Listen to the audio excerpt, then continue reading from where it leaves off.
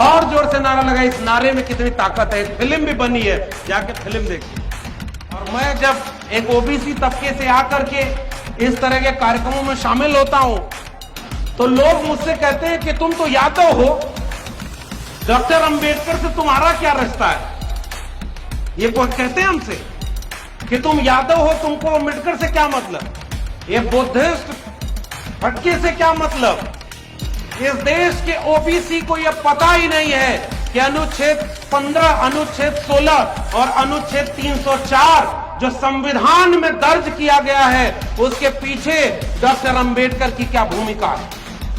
एक बार सोच के बताइए, 50 साल पहले क्या यही स्थिति थी? क्या इतनी इज्जत से, सम्मान से आप कहीं खड़े हो सकते थे? आपको दुत्कार के कहा जाता था तुम अहिर के बच्चे हो, जाओ गाय भैंस चराओ, तुम्हें देश चलाने की क्या जरूरत है। यह सब कुछ टूटा क्योंकि भारत का संविधान बना। मैं इसी उत्तर प्रदेश के आजमगढ़ का रहने वाला हूं, दिल्ली विश्वविद्यालय में पढ़ाता हूं। और जब अजय जी का ये पैगाम आया कि आपको हम औरैया बुलाना चाहते हैं, तो हमने इनसे पूछा कि क्या कार्यक्रम है। तो इन्होंने कहा कि यह एससी एसटी के तमाम संगठन मिलकर के एक महापंचायत कर रहे हैं और जिसका मकसद है कि अपने लोगों के बीच में जाकर एक वैचारिक बातचीत की जाए और लोगों को जागरूक किया जाए। इसीलिए आप देखेंगे कि इस कार्यक्रम में किसी भी राजनीतिक दल का झंडा नहीं। हमारा स्वागत भी इस बेहद खास और अहमियत भरे वस्त्र से किया गया है जिसकी अहमियत आप लोग जानते होंगे। और सामने बाबा साहब की एक आदमकद मूर्ति लगी हुई। आप उस गांव और आसपास के लोग हैं जहां के लोग इतने जागरूक हो गए हैं कि अपने गांव में बाबा साहब की मूर्ति लगाए हुए हैं। यानी मैं आपको बधाई देने आया हूं कि आप लोगों ने अपने आने वाली पीढ़ियों के लिए एक संदेश यहां पर छोड़ दिया है कि ये आपके महापुरुष हैं। और यहीं से मैं अपनी बात करूंगा। आज अभी हमारे जो संगीत के साथी थे वो अपने गीतों के माध्यम से एक संदेश आपको दे रहे थे। और उससे भी खास बात, इस कार्यक्रम की शुरुआत में एक विद्यालय जिसका नाम मैं भूल रहा हूं, उसके 3 छात्र और 3 छात्राओं ने बाबा साहब को समर्पित गीत के ऊपर नृत्य करते हुए यहां पर एक प्रस्तुति दी। सबसे पहले आपको उनके लिए हिम्मत हौसला बढ़ाने के लिए उनके लिए एक जोरदार तालियां बजाइए जिन छात्रों ने यहां पर नृत्य किया। क्योंकि हम उस तबके से आते हैं जिसको पैदा होते ही घर वाले डरना सिखाते हैं, डर के रहो। और उनमें भी लड़कियां, मैं तो अभी भी कह रहा हूं, पुरुष कहीं भी खड़ा हो जाता है, माइक लगाए, साउंड लगाए, मंच लगाए, 4 आदमी खड़े होकर सुनने लगेंगे। या कहीं कार्यक्रम हो रहा है, बुलावा गया, तो पुरुष घर के आके खड़े हो जाते हैं। इतनी तादाद में महिलाएं अगर किसी कार्यक्रम में आकर के बैठी हुई हैं, शामिल हैं, तो यह बताता है कि यह कार्यक्रम कोई आम कार्यक्रम नहीं है, यह बहुत खास कार्यक्रम है जिसमें इतनी महिलाएं शामिल हैं। हमारे घरों की महिलाओं को तो निकलने ही नहीं देते। और ये छोटे छोटे बच्चे, मैं एक बात जब इस तरह के कार्यक्रमों में जाता हूं तो महसूस करता हूं कि कभी हम भी जब छोटे बच्चे थे, हमारे पिताजी ऐसे कार्यक्रमों में हमको लेकर के जाते थे तो हम भी उत्सुकतावश पूछते थे कि ये मूर्ति किसकी लगी है, ये कार्यक्रम में किसकी तस्वीरें लगी हुई हैं पोस्टर और बैनर में। तो पिताजी कभी कभी बताते थे ये बाबा साहब अम्बेडकर हैं, ये गांधी हैं, ये भगत सिंह हैं। आज इस कार्यक्रम से ये छोटे छोटे बच्चे जब घर लौटेंगे, जो होश संभाल चुके हैं, तो वो जरूर अपने घर वालों से पूछेंगे कि ये जो महिला की तस्वीर लगी है, ये फूलन देवी लिखा है, ये फूलन देवी कौन थी, ये पेरियार कौन थे, ये रैदास कौन थे। इसलिए आपने अगर अपने बच्चों को इस कार्यक्रम में शामिल कर दिया तो समझ लीजिए आपने अपने विचार को एक पीढ़ी आगे बढ़ा दिया और आप अपनी लड़ाई को आगे बढ़ा के सफल कर चुके हैं। सामाजिक न्याय की वैचारिकी में हम लोग आज जब ऐसा मंच मिलता है तो हिम्मत लेकर जाते हैं। मैं तो दिल्ली विश्वविद्यालय के एक कॉलेज में पढ़ाता हूं, ठीक ठाक तनख्वाह मिल जाती है, लेकिन ऐसे कार्यक्रमों से मेरा रिश्ता क्या है?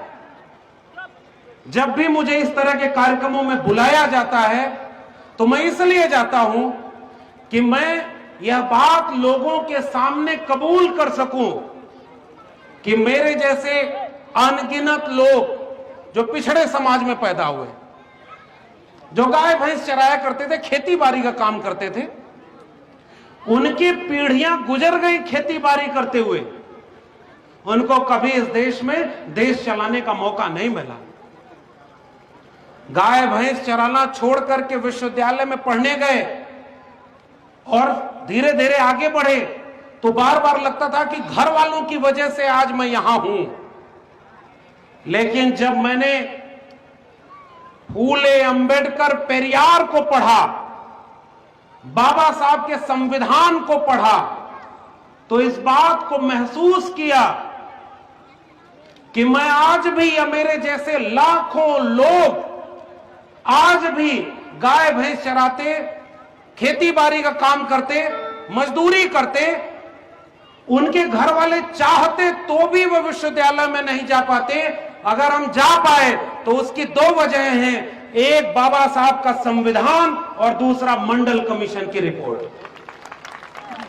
अगर ये दो चीजें नहीं होती तो हम यहां नहीं होते, क्योंकि ये दो चीजें जब नहीं थी तो हमारे लोग यहां नहीं थे। ये अजय जी जैसे लोग या तमाम जो हमारे वरिष्ठ साथी बैठे हैं या आप लोग यहां बैठे हुए हो, एक बार सोच के बताइए 50 साल पहले क्या यही स्थिति थी? क्या इतनी इज्जत से, सम्मान से आप कहीं खड़े हो सकते थे? आपको दुत्कार के कहा जाता था तुम अहिर के बच्चे हो, जाओ गाय भैंस चराओ, तुम्हें देश चलाने की क्या जरूरत है? तमाम लोगों को जाति के आधार पर उनका सम्मान और गांव में हैसियत बना दी गई। यह सब कुछ टूटा क्योंकि भारत का संविधान बना। तो आज आपको यह जरूरत इस बात की है, और खासकर मैं माताओं और बहनों से यह गुजारिश कर रहा हूं, एक बात आप लोग समझिएगा, चौराहे पर खड़े होकर के पंचायत करनी हो या किसी के घर जाकर के चाय पीते हुए गप करना हो कि इस बार चुनाव में किसको वोट देना है, कौन अच्छा काम कर रहा है, कौन नहीं कर रहा है, ये सब काम पुरुष करते हैं। लेकिन घर के भीतर महिलाओं तक पुरुष की पहुंच नहीं हो सकती। तो आपके घर में कोई अगर बाबा साहब का संविधान क्या है इसको समझाने भी जाएगा तो वो भी घर के भीतर तो नहीं जा पाएगा। तो आपकी क्रांति कहां रुक गई? घर के दरवाजे की दहलीज पर आकर रुक गई। लेकिन एक महिला जिस दिन जागरूक हो जाए, वो घर के चौके तक बैठ करके दूसरी महिला को समझा सकती है कि बहन, ये हम लोगों के साथ बड़ा जुल्म और ज्यादती हो रहा है, हम लोगों को आज इस जुल्म और ज्यादती से आगे बढ़ना है और चलो हम भारत का संविधान पढ़ते हैं। ये काम एक महिला कर सकती है। इस देश में कोई क्रांति इसलिए नहीं हो पाई क्योंकि हमने महिलाओं को पुरुषों के बराबर हक ही नहीं होने दिया। हमारे सामाजिक न्याय के एक वैचारिक पुरोधा, और मैं जब एक ओबीसी तबके से आकर के इस तरह के कार्यक्रमों में शामिल होता हूं तो लोग मुझसे कहते हैं कि तुम तो यादव हो, डॉक्टर अंबेडकर से तुम्हारा क्या रिश्ता है। ये कहते हैं हमसे कि तुम यादव हो, तुमको अंबेडकर से क्या मतलब, ये बुद्धिस्ट फटके से क्या मतलब। तब मैं कहता हूं कि इस देश में एक चीज बर्बाद कर दी गई, इसीलिए लोगों को समझ में ही नहीं आया कि डॉक्टर अंबेडकर किसके नेता थे, और वह चीज थी शिक्षा। इस देश को शिक्षित ही नहीं होने दिया गया, इसीलिए इस देश के ओबीसी को यह पता ही नहीं है कि अनुच्छेद 15, अनुच्छेद 16 और अनुच्छेद 304 जो संविधान में दर्ज किया गया है, उसके पीछे डॉक्टर अंबेडकर की क्या भूमिका है, ये पढ़ने ही नहीं दिया गया ओबीसी को। वैसे ही इस देश में महिलाओं को यह पढ़ने और समझने ही नहीं दिया गया कि महिलाओं की मुक्ति के लिए लड़ने वाला कोई था तो वो ज्योतिबा फूले, ईवी रामासामी नायकर पेरियार और डॉक्टर भीमराव अंबेडकर थे। यह बात तो महिलाओं को पढ़ने नहीं दिया गया। तो अंबेडकर को किसका नेता बना दिया? दलितों का नेता। और बार बार ये कहने लगे कि अंबेडकर किसके नेता हैं? दलितों के नेता। धीरे धीरे समय बदला, धीरे धीरे लोगों ने पढ़ा। जब तुम मूंछ रखने पर किसी की हत्या करने लगे, जब तुम घोड़ी चढ़ने से रोकने के लिए, सोचिए बारात जिस दिन जिस दूल्हे की जाती है, उससे कीमती दिन उस पुरुष के लिए कोई होता है क्या? जब वो दूल्हा बना हुआ है, वो घोड़ी पर जा रहा है, और उस दिन जब वो एक दिन का शहंशाह अपने को महसूस करता है, बाराती सब उसकी जी हजूरी करते हैं कि बारात में दूल्हा बना। इस देश में उस दिन भी जाति पूछ करके एक नौजवान को घोड़ी से उतारा गया और मारा गया है। क्या इस देश में ये नहीं हो रहा क्या? ये महिलाओं से मैं एक सवाल पूछता हूं, आप लोग बताइए, यहां कोई ऐसी महिलाएं जो अपने पुरुष से ज्यादा पढ़ी लिखी हो, जो पुरुषों से ज्यादा उनको गांव मोहल्ले से लेकर बाजार तक घूमने का मौका मिला? ये सवाल है मेरा आपसे। और पुरुष को यह आजादी मिली है कि वो कुछ भी करे। घर की लड़कियों को जैसे ही वो बड़ी होती है समझाया जाता है तुमको ऐसे चलना है, ऐसे रुकना है, ऐसे बैठना है, ऐसे हंसना है, और लड़कों को नहीं सिखाया। जिस दिन फूले, अंबेडकर, पेरियार आपके घर घर में पहुंच जाएंगे, आप अपने लड़कियों को लड़कों से ज्यादा तालीम देंगी, शिक्षा देंगे, और महिलाएं सशक्त होंगी, और तब यह देश बदलेगा। इस देश में कोई क्रांति इसलिए नहीं हुई क्योंकि महिलाओं को बराबरी का हक नहीं मिला। तो ये जो बात मैं कह रहा हूं आपसे, कि आपसे भी लोग आकर के कहेंगे कि डॉक्टर अंबेडकर किसके नेता हैं, ये कार्यक्रम किसका हो रहा है, तो बाहर से, चौराहे से गुजरते हुए लोग कहेंगे कि ये दलितों का कार्यक्रम हो रहा होगा, चमारों का कार्यक्रम हो रहा होगा।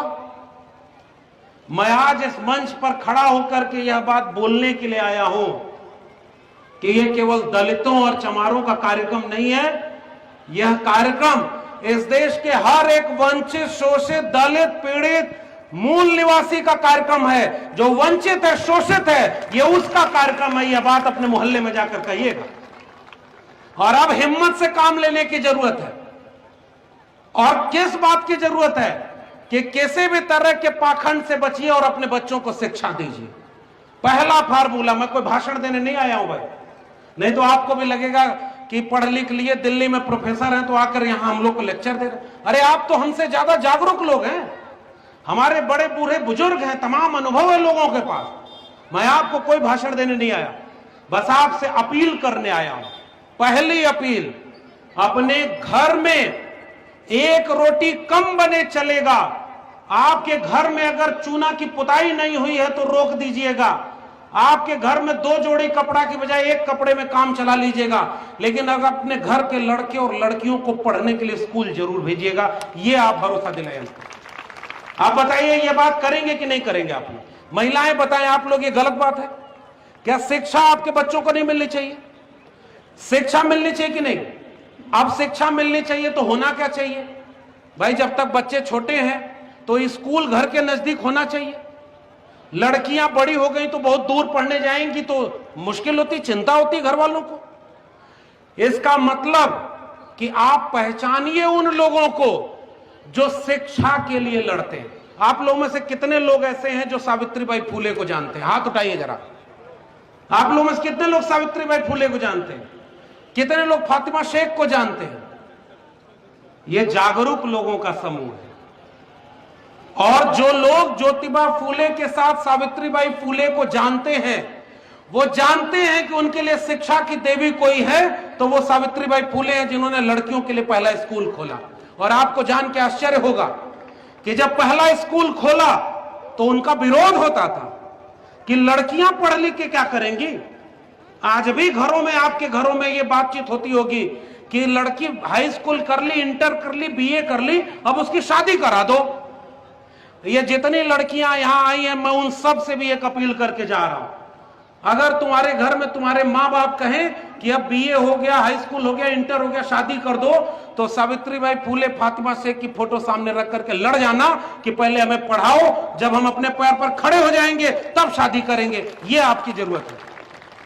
क्यों शादी कर दे भाई?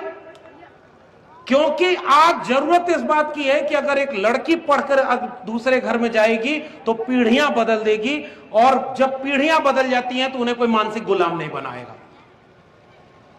ये काम आज बहुत जरूरी है। और जितने पुरुष हैं, अच्छा एक बात बताइए, अगर किसी जगह पर गरीबों का शोषण अमीर करता है तो आप गरीबों को समझाने जाएंगे कि अमीरों को समझाएंगे कि शोषण करना बुरी बात है? किसको समझाएंगे?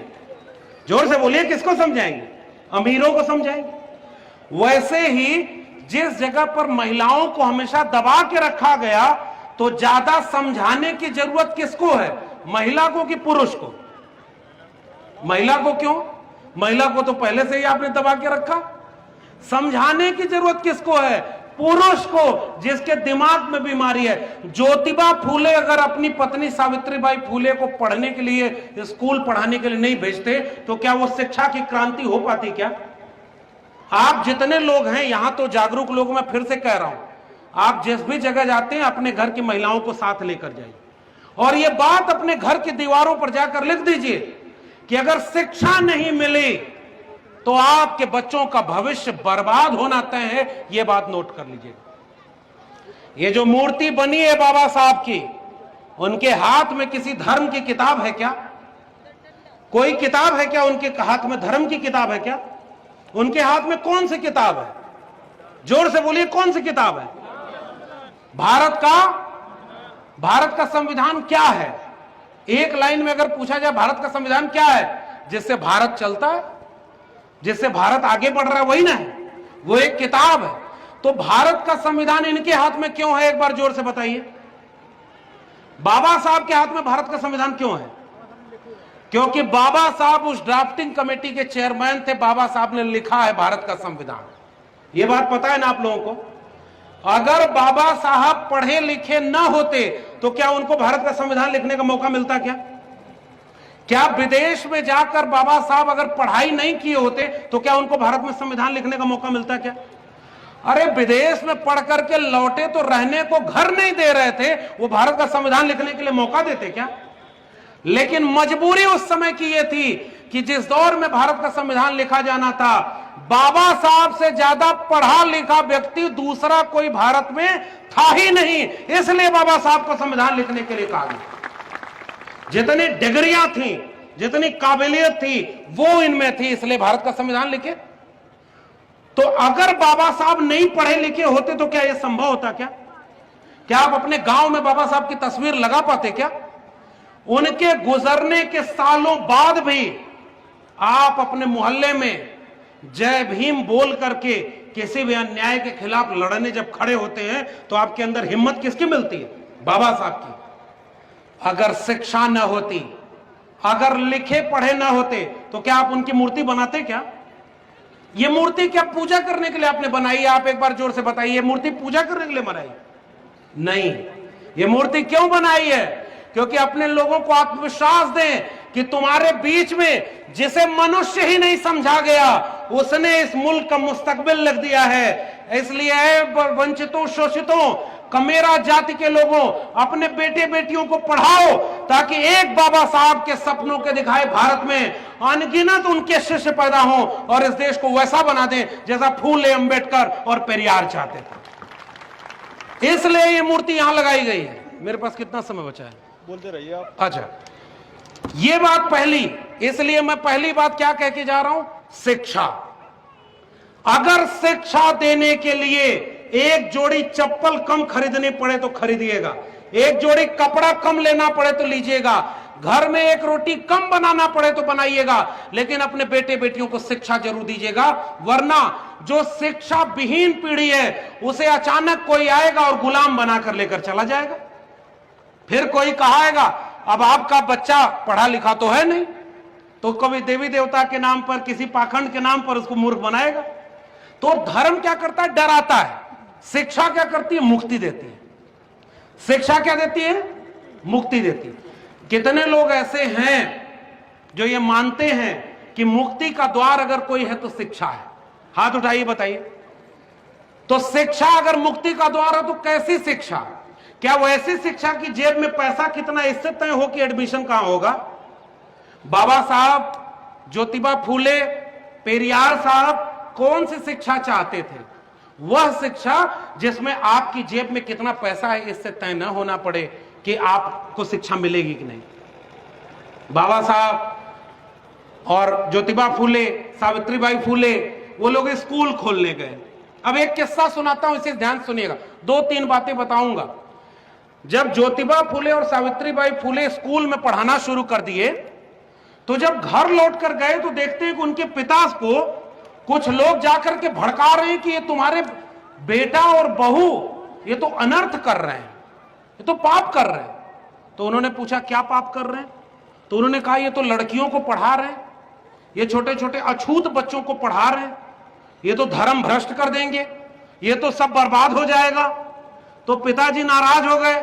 पिताजी ने ज्योतिबा फूले से कहा कि तुम ये काम बंद कर दो। ज्योतिबा फूले ने कहा कि मैं तो शिक्षा दे रहा हूं, इससे धर्म कैसे भ्रष्ट होगा भाई, हम तो अपने बेटे बेटियों को पढ़ा रहे हैं। उन्होंने कहा कि फिर एक काम करो, या तो ये काम बंद कर दो या घर छोड़ दो। ज्योतिबा फूले, सावित्रीबाई फूले की जगह हम आप होते तो क्या करते? एक बार सोच के बताइए। हम कहते कि पिताजी ज्यादा महत्वपूर्ण हैं, चलो पिताजी की बात मान लेते हैं, बंद कर देते हैं स्कूल, सारा ठेका हमने लिया है। क्या बोलते कि नहीं? ऐसा बोलते। ज्योतिबा फूले, सावित्रीबाई फूले ने क्या कहा? हम शिक्षा देना बंद नहीं करेंगे, हम आपका घर जरूर छोड़ सकते हैं। और दोनों घर छोड़ करके चले गए और स्कूल और विद्यालय खोला। सावित्रीबाई फूले के ऊपर मैला फेंका गया, कचरा फेंका गया। वो 2 साड़ी लेकर घर से निकलती थी और जा करके एक साड़ी विद्यालय में बदलती थी और बच्चों को पढ़ाती थी और कविता लिखती थी कि वो मेरे ऊपर गोबर फेंकते गए और मैं उनके दिमाग का गोबर ठीक करने के लिए विद्यालय में शिक्षा देती चली गई। आज भी जो लोग कल सावित्रीबाई फूले पर गोबर फेंक रहे थे वही लोग आज गोबर में विज्ञान ढूंढते हैं। बताइए सही बात है कि नहीं? गोबर में विज्ञान कौन ढूंढ रहा है? नालिक गैस से चाय कौन बनाता है? सुना है आप लोगों ने कि नहीं? नालिक गैस से चाय बनती है। महाभारत काल में इंटरनेट था। अरे भाई नहीं, हमें पढ़ने दो, हमें पढ़ने का हक चाहिए। दूसरी चीज अगर आपको जरूरत है वो किसकी? स्वाभिमान की। हमें मनुष्य हैं और हम सब बराबर, हम सब बराबर हैं और हमें किसी से डराओ नहीं, धर्म से डराओ नहीं। और डर के मारे धर्म आप मानते हो। बाबा साहब ने ये सब कहा कि भाई मुक्ति किसमें मिलेगी? सब मनुष्य हैं। और धर्म क्या करता है? डराता है। एक लड़का था हमारे गांव में और वो खजूर के पेड़ पे चढ़ गया। तो खजूर के पेड़ पे से ऊपर देखा तो उसको डर लगने लगी। तो कहा नीचे कैसे जाएंगे? तो उसने कहा कि हनुमान जी अगर हम सही सलामत नीचे उतर गए तो 1 किलो लड्डू आपको चढ़ाएंगे। थोड़ा आत्मविश्वास मिला, आधा उतर गया। आधा उतरने के बाद कहा हनुमान जी थोड़ा गरीबी है हमारे घर में, इसलिए 1 किलो लड्डू तो नहीं चढ़ा पाएंगे, आधा किलो लड्डू चढ़ाएंगे आप।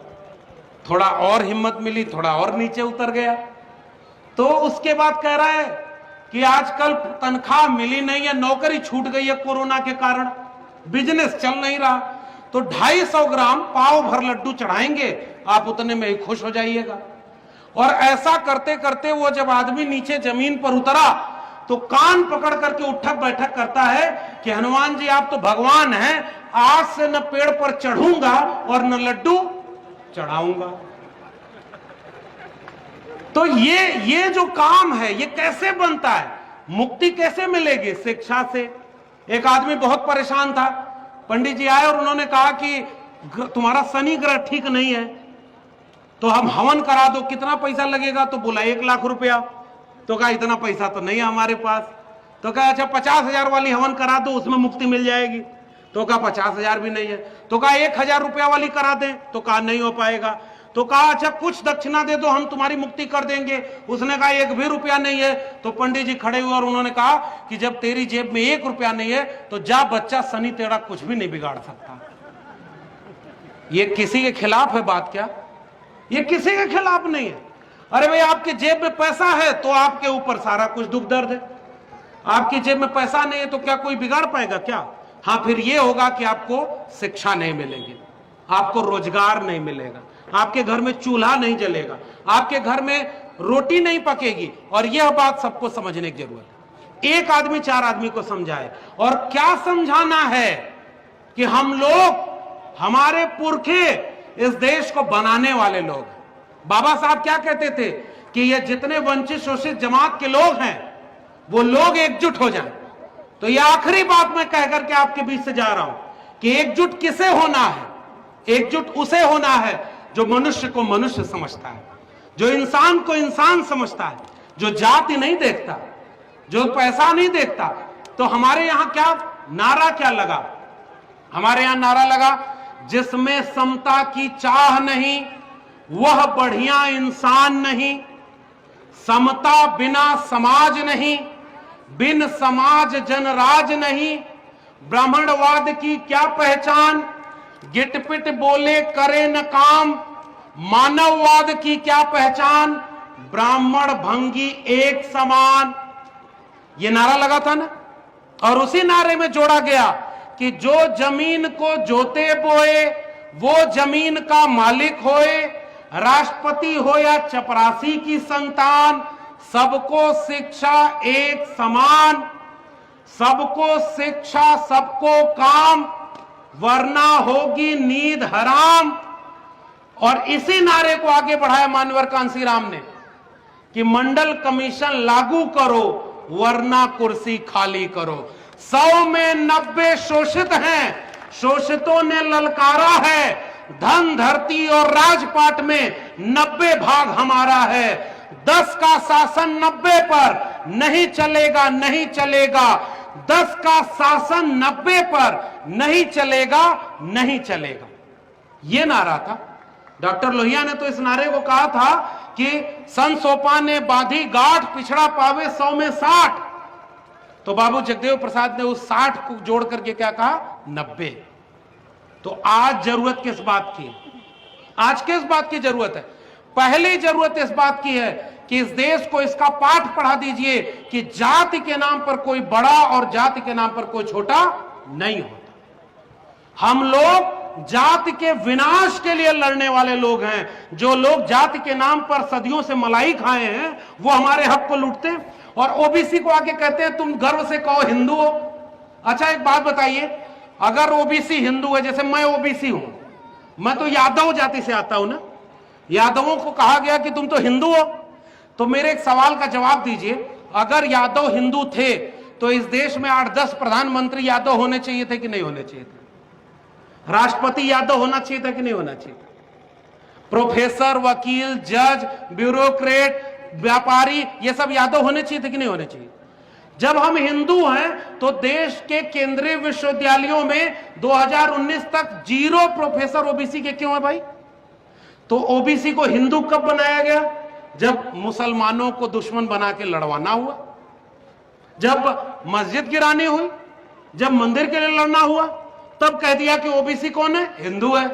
तो ओबीसी दलित से अलग हो गया और दलित को आदिवासी से अलग कर दिया। ये तोड़ने का काम किसने किया?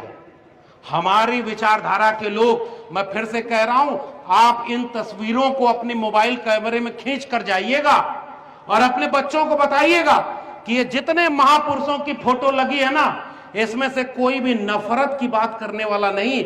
हमारा हर महापुरुष मोहब्बत की बात करने वाला था, सबको एकजुट करने वाला था, सबको मनुष्य मानने वाला था। और बच्चों को इसका पाठ पढ़ाइए।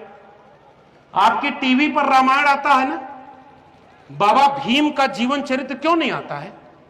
हमारे बच्चे रामायण देख रहे हैं, हमसे इससे बढ़िया कि ज्योतिबा फुले को पढ़ें, सावित्रीबाई फुले को पढ़ें। तो मनुष्य होने के नाते सब बराबर। आप फिर क्या मांगने लगेंगे? जब आप जागरूक हो जाएंगे तब आप कहेंगे कि शिक्षा नहीं मिल रही, रोजगार नहीं मिल रहा, नौकरी नहीं मिल रही, और हमारा जो धन संपत्ति था वो घट रहा है। तो फिर क्या होगा? फिर आपका ध्यान भटकाया जाएगा। किसके लिए? कि देखो मुसलमानों की आबादी बहुत बढ़ रही है। अरे भाई क्यों नफरत इतनी कर रहे? मैं तो यादव तबके से आता हूं ना, तो हमारे यहाँ भैंस पाली जाती है। गाय वाय ने छोड़िए, गाय वाय के लोग लेकर के लिंचिंग कर दे रहे हैं, मार दे रहे हैं, लोग जान ले रहे हैं। हमारे यहाँ तो गाय भैंस ऐसे ही पाली जाती थी। हमारे यहाँ गांव में एक बच्चा सुबह घर से निकला तो किसके चौके बर्तन पर जाकर के कहाँ खाना खा लेता था पता ही नहीं चलता था। अब तो गांव गांव में नफरत फैला दी इन लोगों ने। हमारे यहाँ तो मोहब्बत थी। तो हमारे यहाँ भैंस चुराने वाले चोर आते थे अमावस की रात में। अमावस की बात मतलब समझते ना, जब अंधेरिया रात होती है तो अंधेरिया रात में भैंस चुराने वाले चोर आते हैं।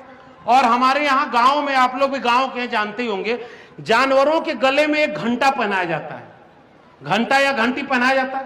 क्यों पहनाया जाता है? कि वो हिलता डोलता रहे तो मकान मालिक को लगता है कि हाँ जानवर बाहर है, वो सुरक्षित है। और चोर आते हैं, भैंस खोलते हैं, भैंस को लेकर के भागते हैं अंधेरिया रात। अब मान लीजिए इस मोहल्ले से भैंस लेके भागेंगे और अगर इधर से घंटे की आवाज आने लगेगी तो गांव के लोग किधर दौड़ेंगे? जिधर से घंटे की आवाज आ रही, जाएंगे कि नहीं उधर जाएंगे? तो चोर सब क्या करते हैं कि उसको भैंस के गले का घंटा निकाल लेते हैं और घंटा लेकर के, घंटी लेकर के एक चोर उत्तर की दिशा में भागता है तो भैंस लेकर के दूसरे चोर दक्षिण की दिशा में भागते हैं। गांव वाले किस दिशा में जाएंगे? जिधर से घंटी की आवाज आ रही है तो वो उत्तर दिशा में जाएंगे। और चोर भैंस को लेकर किधर गया? दक्षिण दिशा में। भागते भागते चोर एक जगह घंटी फेंक करके भाग जाएगा। गांव वाले हांफते हांफते पहुंचे तो वहां जाके क्या मिली? घंटी मिली। और भैंस चोर लेकर के हमारे आपके हाथ से भी शिक्षा की, रोजगार की, सांप्रदायिक सौहार्द की जो भैंस हमारे पुरखों ने सदियों सदियों से पाल करके हमको मोहब्बत का पाठ पढ़ाया था, उसे कुछ चोर आकर के चुरा रहे हैं और आपके हाथ में घंटी पकड़ा रहे हैं कि देखो हिंदू खतरे में है मुसलमानों से, देखो दलितों का हक जाटवों ने ले लिया, देखो ओबीसी का हक यादवों ने ले लिया, देखो हिंदू खतरे में है, मंदिर बनाने जाना है। और शिक्षा, रोजगार, स्वास्थ्य, इन सब की भैंस को लेकर के वो भाग गए। क्या इस कहानी को समझने में कोई दिक्कत हुई क्या? कुल मिला के खेल इतना ही है। ये कोई रॉकेट साइंस बताए क्या? हम आपके हाथ से क्या छीन लिया? शिक्षा छीन ली। अब मैं आपको आखिरी बात कहते हुए, चूंकि और लोग हैं बोलने के लिए, अजय जी को बधाई दीजिए। नेतागिरी तो बहुत लोग करते हैं और सब नेतागिरी करते हैं। कोई घर में आके ये कहे कि राजनीति बुरी चीज है तो डॉक्टर राम मनोहर लोहिया एक बात कहते थे कि अगर अच्छे लोग राजनीति में नहीं आएंगे तो वो बुरे लोगों द्वारा राजनीति के शिकार होंगे। भाई आप अच्छे लोगों को कह दो कि नेतागिरी में नहीं जाना है तो बुरा आदमी जाएगा राजनीति में, वो चुनाव जीत करके आपका नेता बन जाएगा। तो अपने घर में राजनीति से दुश्मनी मत बनाइए। कोई अगर नेता बनने के लिए काबिल लड़का है, ये सब नए नए लड़के हैं, सब बहुत तेज तर्रार है, इनको आगे बढ़ाइए। तो अजय जी जैसे लोग काम कर रहे हैं, ये नेता भी होंगे, अपने जगह पे राजनीति कर रहे हैं, लेकिन यहां इन्होंने क्या चुना कि चलो हम जोड़ने वाली, मोहब्बत वाली बात करते हैं, चलो सबको एक करते हैं। बाबा भीमराव अंबेडकर के सपनों का भारत कैसे बनेगा, फूले पेरियार के सपनों का भारत कैसे बनेगा, चलो सबको बुलाते हैं और गीत भी गवाएंगे तो उसमें भी बाबा भीम की प्रशंसा कराएंगे। कोई भाषण देने के बुलाएंगे तो उसमें भी कहेंगे कि लोगों को जोड़ने वाली बात करो। तो ये काम करने वाले लोगों का साथ दीजिए। और मैं आखिरी बात जो कह के जा रहा हूं वो ये, मैं एक ही बात आपको समझा के जा रहा हूं, कोई आपके आत्मसम्मान से अगर छेड़खानी करे तो कभी उससे समझौता नहीं करिए। हमारे ईवी रामास्वामी नायकर पेरियार ने दक्षिण भारत में आत्मसम्मान आंदोलन चलाया था। हमारे ज्योतिबा फूले ने सत्य शोधक समाज बना करके आत्मसम्मान आंदोलन चलाया था। हमारे भीमराव अंबेडकर ने तो संविधान में सबके मुस्तकबिल इतना लिख दिया कि आप आज भी उनकी फोटो लगा करके अपने हक हुकूक के लिए लड़ लेते हैं। तो ये जो आत्मसम्मान है, ये किस बात का आत्मसम्मान है? यही कि आज आपके आत्मसम्मान से छेड़खानी हो रही है, आपको आपस में लड़ाया जा रहा है, और दूसरा आपके हाथ से नौकरी और रोजगार को छीना जा रहा है, और नौकरी और रोजगार के छीन करके आपके हाथ में नफरत फैलाई जा रही है, और उस नफरत से बचने की जरूरत है। इसलिए आज आपको घर घर में अगर एक किताब जिसकी पूजा करनी चाहिए, पूजा तो खैर किसी की नहीं करनी चाहिए, पढ़ना चाहिए, वो एक किताब अगर कोई है तो भारत का संविधान है। आज आप लोग हाथ उठा कहिए, घर घर में भारत का संविधान रखेंगे कि नहीं रखेंगे? अपने बच्चों को भारत का संविधान पढ़ाएंगे? भारत का संविधान पढ़ाएंगे आप लोग? उसके साथ साथ अपने बच्चों को रोज हफ्ते में एक बार बैठा करके बताइए कि सावित्रीबाई फुले कौन थी, ज्योतिबा फुले कौन थे, पेरियार कौन थे, डॉक्टर अंबेडकर कौन थे, भगत सिंह कौन थे, लोहिया कौन थे, कांशीराम कौन थे, और सबको एकजुट करके तब अपने बच्चों को तैयार करिए, ताकि कल कोई आए और उससे कहे कि हिंदू धर्म खतरे में है, उसे बचाने जाना है, तो आपका बच्चा वहां रोक करके कहे कि मेरी नौकरी खतरे में है, चलो पहले उसको बचाने के लिए चलो, मेरा रोजगार खतरे में, उसको बचाने चलो, मेरे जिले का अस्पताल बर्बाद कर दिया, कोरोना में लाखों लाख लोग मर गए, ऑक्सीजन नहीं दे पाए, सरकारी स्कूल सरकारी विद्यालय बर्बाद कर दिया। खतरे में कौन है? न हिंदू खतरे में है, न मुसलमान खतरे में है। अगर कोई खतरे में है तो भारत का संविधान खतरे में है, क्योंकि भारत के संविधान ने जितना हक एक हिंदू को दिया है उतना हक एक मुसलमान को दिया है, जितना हक एक ब्राह्मण को दिया उतना हक एक दलित और पिछड़े को दिया। तो जिस दिन संविधान खतरे में रहेगा उस दिन ना आप सुरक्षित हैं और ना हम सुरक्षित हैं। एक नवाज देवबंदी ने एक शेर कहा है कि जलते घर को देखने वालों, फूस का छप्पर आपका है, आग के पीछे तेज हवा है, आगे मुकद्दर आपका है, उनके कत्ल पे मैं भी चुप था, मेरा नंबर अब आया, मेरे कत्ल पे आप भी चुप हो, अगला नंबर आपका है। इसलिए आपस में लड़ना नहीं है, इसलिए यह बात पहचाननी है कि कौन आपका अपना है और कौन पराया है, कौन आपके बच्चों के भविष्य के लिए लड़ रहा है। क्या आपके बच्चों को आप ये कह के जाएंगे कि बेटा हमने तुमको पढ़ाया नहीं क्योंकि राम मंदिर बनवाना था, क्योंकि हमें जो है मस्जिद बनवानी थी, क्योंकि हमें जो है वे कराना था? आपका बच्चा जिस दिन आपसे पूछेगा कि आपकी आंखों के सामने हमारा आरक्षण छीन लिया गया, आपकी आंखों के सामने सारी सरकारी शिक्षा को, नौकरी को प्राइवेट हाथों में बेच दिया, अंबानी अडानी के हाथों में बेच दिया, आप उस समय क्या कर रहे थे? आप कम से कम अपने बच्चों को आंख में आंख मिलाकर कहें कि बेटा जब ये काम हो रहा था तो हम औरैया जिले में एक कस्बे में एक सम्मेलन बुलाया गया था, उसमें जाकर के इस बात की चिंता कर रहे थे कि हमें भारत का संविधान कैसे बचाना है, हम तुम्हारे भविष्य को बचाने की लड़ाई में शामिल थे। यही अपील मैं आपसे करके जा रहा हूं। आने वाले लोग आपको आएंगे, वो समझाएंगे कि इस नेता को वोट दो, इस नेता को वोट दो। बाबा साहब ने कहा मैं तुम्हें एक अधिकार ऐसा देकर जा रहा हूं, वोट का अधिकार। अपने हिसाब से अपना राजा चुनो, जाके लिख दो इस घर के, अपने घर की दीवारों पर कि इस देश के शासक तुम हो, तो उसको चुनिएगा जो आपके बच्चों की शिक्षा की काम करे, जो आपके बच्चों को रोजगार के काम करें, जो सरकारी अस्पताल में दवाई मिले, खेत में सिंचाई मिले और आपके जेब को कमाई मिले, उसको चुनिएगा।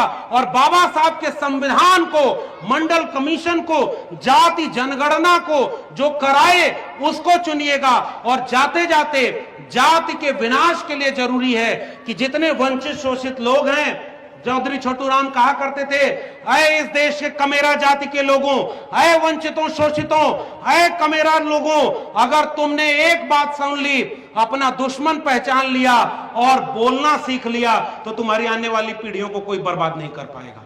इसलिए इस कार्यक्रम की महत्ता तब है जब ये महिलाएं अपने घर जाकर के दूसरी महिला से बतियाएंगी, जब ये अपने बच्चियों को पढ़ने का अधिकार देंगे, जब ये छोटे छोटे बच्चों को पढ़ने का अधिकार दिया जाएगा, तब इस कार्यक्रम की सार्थकता है। वरना ऐसे ही एक दिन कोई चोर चुराने वाला आएगा और आपका अपना चुरा कर ले जाएगा और आपके हाथ में क्या मिलेगा? तो एक बार जोर से बोलिए, इस बात की गूंज तो दूर तक जानी चाहिए, जय भीम। और जोर से नारा लगाए। इस नारे में कितनी ताकत है। एक फिल्म भी बनी है, जाके फिल्म देखिए। तो जय जय जय जय जय भीम, तो जय पेरियार जय भीम, तो जय जय फूले जय भीम, तो जय जय मंडल जय भीम। आपने मुझे आमंत्रित किया, अजय जी का बहुत बहुत धन्यवाद। आपने मुझे सुना, इसके लिए बहुत बहुत शुक्रिया। जय भीम, जय मंडल, जय संविधान।